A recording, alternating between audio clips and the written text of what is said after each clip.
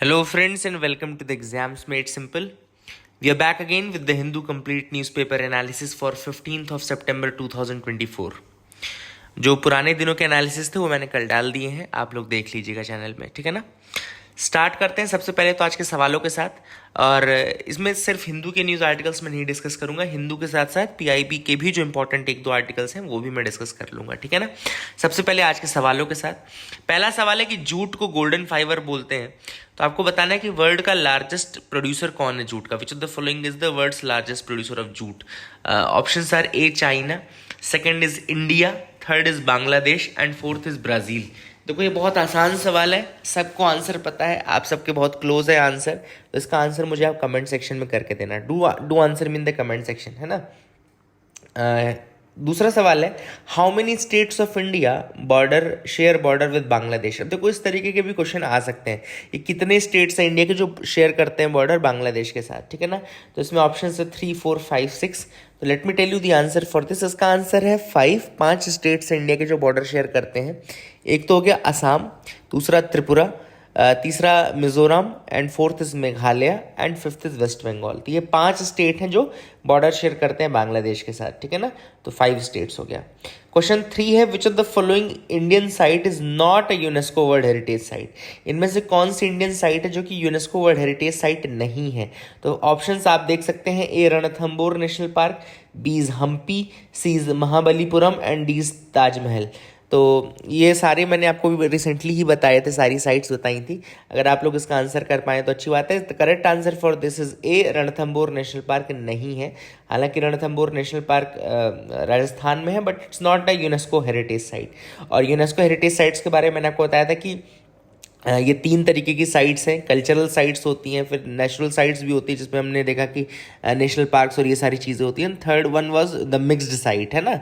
और इंडिया में केवल एक ही मिक्स्ड साइट है, वो है कंचनजंगा, है ना। तो make sure you remember that also.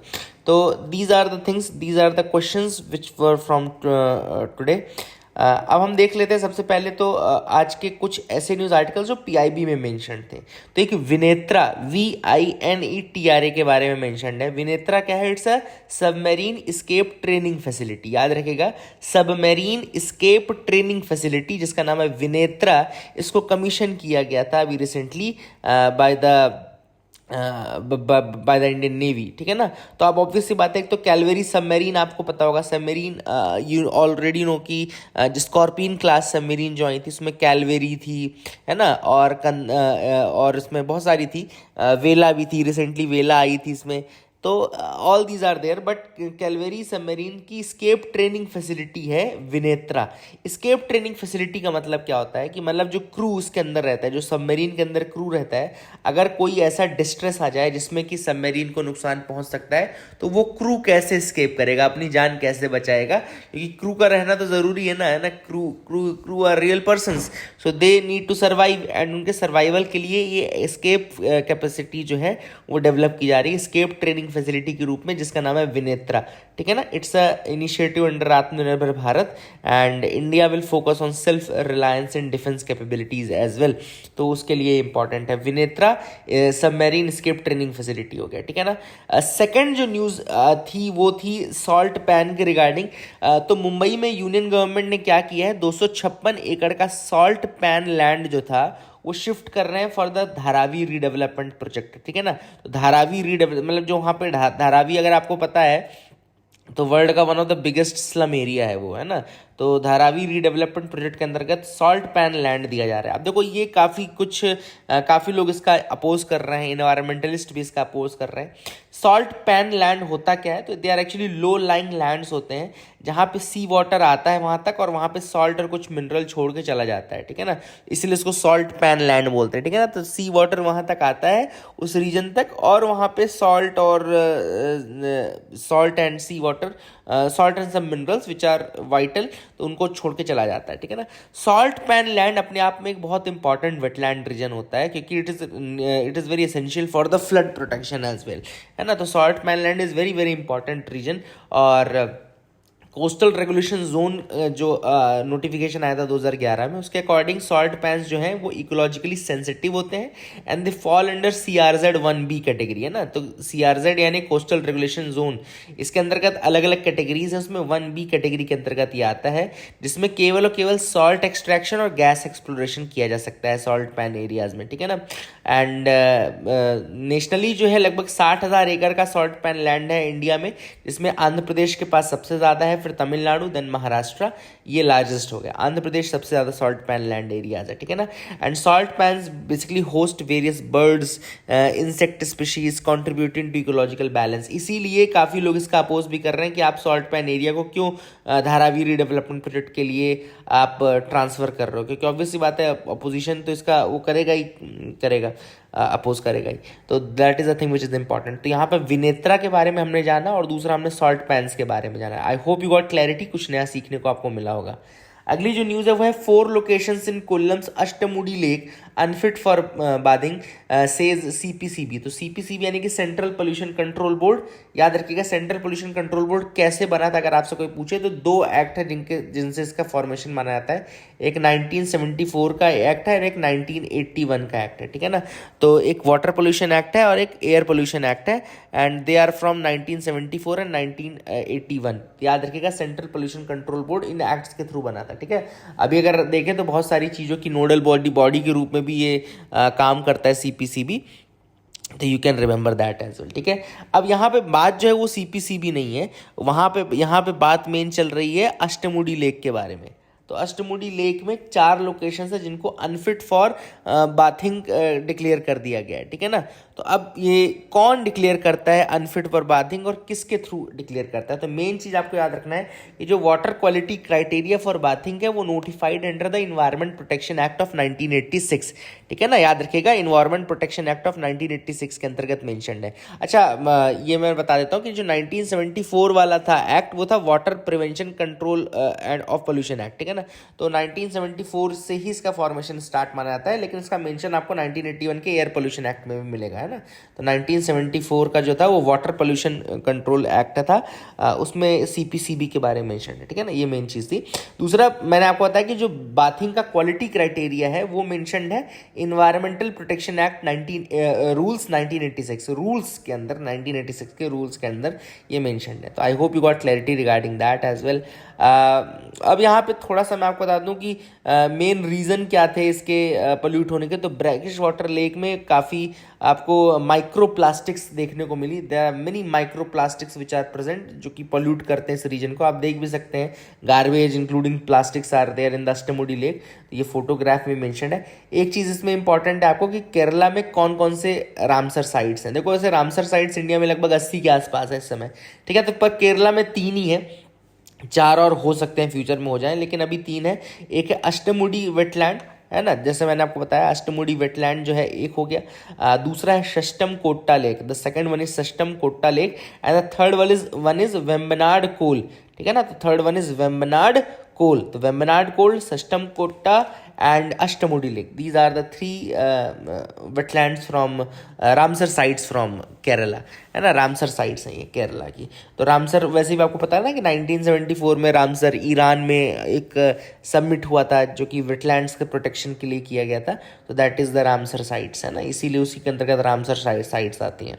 आगे मूव करते हैं, देखते हैं और क्या इंपॉर्टेंट न्यूज़ आर्टिकल है जिनके बारे में हमको डिस्कस करना है।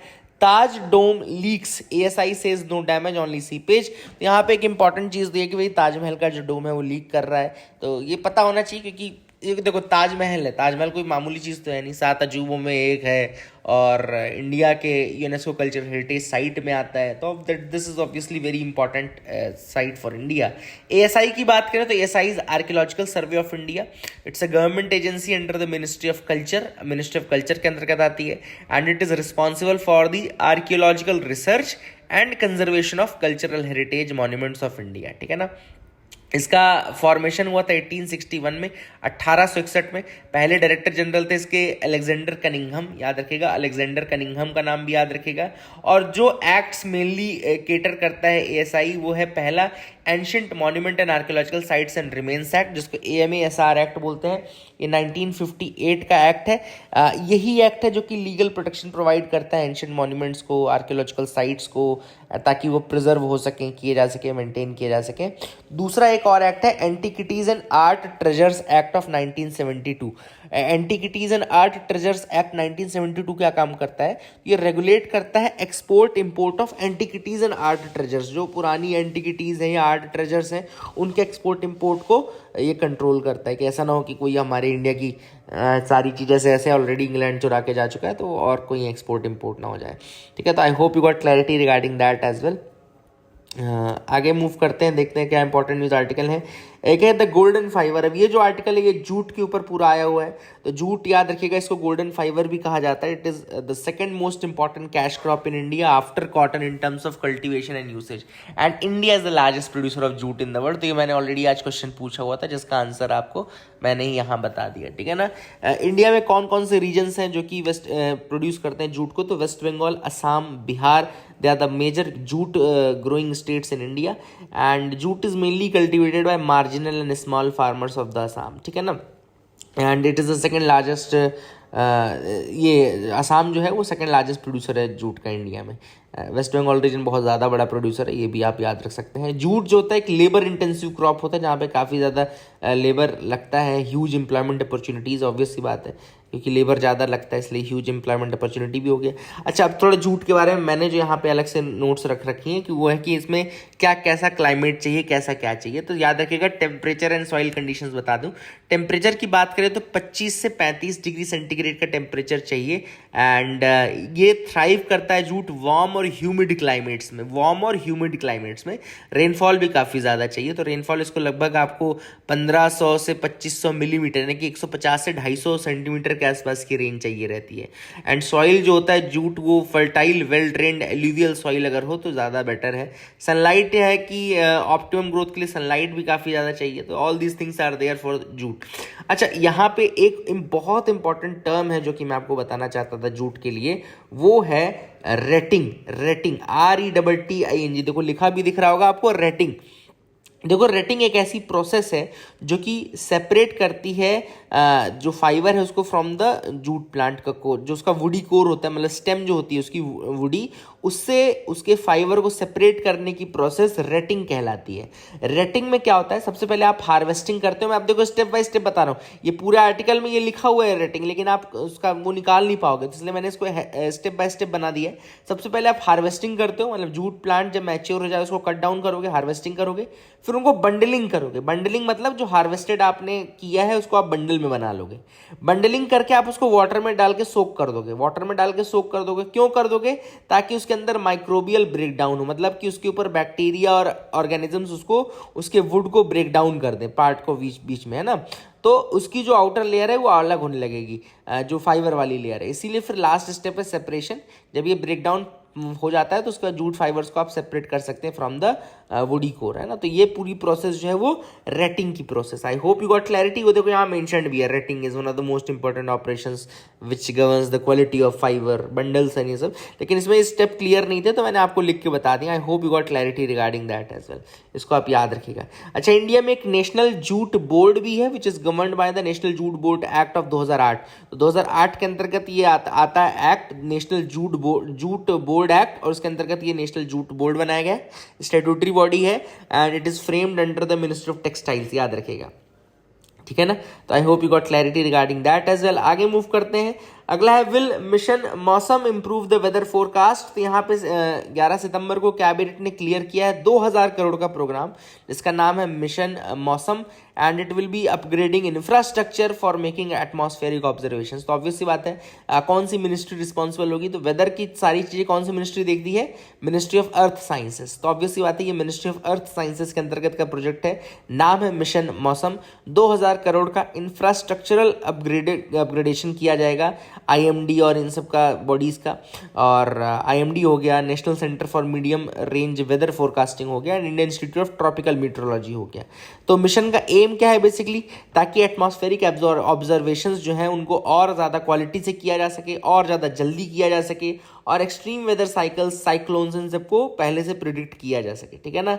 एंड इसमें next generation radar, satellite system, high advance sensors, high performing super computers, ये सब चीज़ें डेवलप की जाएंगी। एंड नोडल एजेंसी ऑब्वियसली बात है मिनिस्ट्री ऑफ अर्थ साइंसेज रहेगी।